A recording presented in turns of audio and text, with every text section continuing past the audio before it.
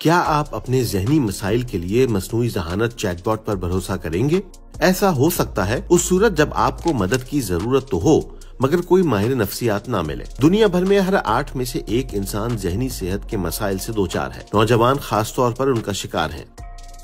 मगर इलाज मुश्किल भी है और महंगा भी। अब थेरेपी के लिए तरबियत याफ्ता AI चैटबॉट्स बनाए गए हैं, लेकिन क्या वो काबिल एतमाद हैं? दिमागी सेहत की हजारों ऐप्स मौजूद हैं। इनमें से बहुत सी चैटबॉट्स के साथ हैं। चैटबॉट्स का मकसद दिमागी सेहत के मसाइल से 2-4 अफराद के सवालात के जवाब देना, उनकी रहनुमाई करना या मशवरे देना है। कुछ ऐप्स तो बाकायदगी से आपसे पूछती भी हैं कि आया सब कुछ ठीक है। कुछ ऐप्स निजी मिल्कियत में हैं, जैसे मेक्सिको से याना या भारतीय ऐप से हाय, जबकि दीगर ऐप्स हुकूमती हिमायत याफ्ता हैं, जैसे पाकिस्तान में हमराज। ये वेबसाइट दावा करती है कि उसकी AI किसी की भी नकल कर सकती है। एल्बर्ट आइंस्टाइन, गीगा चार्डमैन और इलॉन मस्क के AI विजन्स के दरमियान एक AI थेरेपिस्ट मौजूद है। उसे एक मेडिकल स्टूडेंट ने बनाया है। उसने उसे नफ्सियाती मुताल्ले की बुनियादी बातें सिखाई और फिर उसे इम्तिहान के दबाव से निमटने के लिए इस्तेमाल किया। लेकिन जब दीगर अफराद को इस बॉट के बारे में पता चला तो ये बहुत मकबूल हुआ। आज ये बॉट अपने सारिफीन को कई मिलियन पैगामात भिजवा चुका है। AI चैटबॉट के 3 फवायद। नंबर 1, दस्तयाबी। अगर आपको रात के 2 बजे घबराहट हो रही है तो ये आपको पुरसुकून करने के लिए मौजूद है। दूसरा, रसाई। अपने मुआलिज से मिलने के लिए आपको कपड़े पहनने, घर से निकलने और सफर करने की जरूरत पड़ती है। AI चैटबॉट्स आपको अपने सेशंस के लिए वक्त और जगह का इंतखाब करने देते हैं। तीसरा, जाती तरजीहात। एक AI ऐप को आपकी जरूरत के मुताबिक काम करने के काबिल बनाया जा सकता है। बाज़ औक़ात मुआलिज और मरीज के दरमियान ताल्लुक या रिश्ता पेचीदा होता है।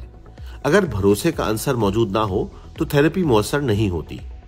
जो चीज वाकई दिलचस्प है वो ये है कि एक हालिया तहकीक से पता चलता है कि बिलखुसूस अक़लियती ग्रुपों में लोगों की मदद लेने पर आमादगी नुमाया तौर पर ज्यादा है।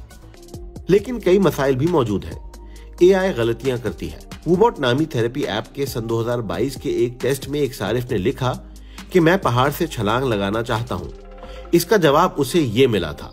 ये बहुत शानदार है कि आप अपनी ज़हनी और जिस्मानी सेहत दोनों का ख्याल रख रहे हैं। बिलाशुबा ज्यादातर AI मॉडल्स में हिफाजती इंतजामात होते हैं, लेकिन वो नाकाम भी हो सकते हैं। अगर AI गलती करती है तो कौन जिम्मेदार है? इंसानी माहिरीन को बरसों की तरबियत की जरूरत होती है और उन्हें अपनी खिदमात पेश करने के लिए सख्त कवानीन की पाबंदी करना पड़ती है।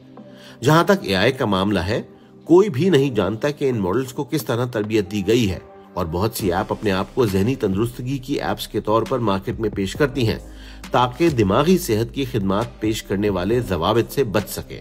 और जब बात हमारी सेहत की हो तो राजदारी और डेटा की हिफाजत खास तौर पर अहम होते हैं। मोज़िला की तहकीक से मालूम हुआ कि दिमागी सेहत की 32 में से 19 मकबूल ऐप्स सारिफ से मुताल्लिक राजदारी के तहफ़्फ़ुज़ में नाकाम रही। साइंस क्या कहती है? मुतालियाती जायजों से पता चलता है कि AI ऐप्स वाकई मामूली ज़हनी मसाइल में मदद के लिए थेरेपी की एक शक्ल फराहम कर सकती हैं। ताहम जैसा कि माहिरीन वाज़े करते हैं, वो इंसानी मुआलिजों का मुतबादिल नहीं। याद रखें, जब हमने कहा था कि अगर मुआलिज और मरीज हम आहंगी में नहीं हैं तो थेरेपी मुअस्सर नहीं होती। अगर वो हम आहंगी में हैं या उनके माबैन भरोसा है तो ह्यूमन थेरेपी चैटबॉट से कहीं ज्यादा मुअस्सर साबित हो सकती है। नफ्सियाती माहिरीन बारीकियों और पोशीदा अलामात की शनाख्त में महारत रखते हैं जिनकी शायद AI को समझ ना हो। मेंटल हेल्थ सर्विसेज से मुताल्लिक खुला को पुर करने में AI अहम किरदार अदा कर सकती है। क्या ये बड़ी दिलचस्प बात है? आपकी सोच क्या है? हमें जरूर बताएं।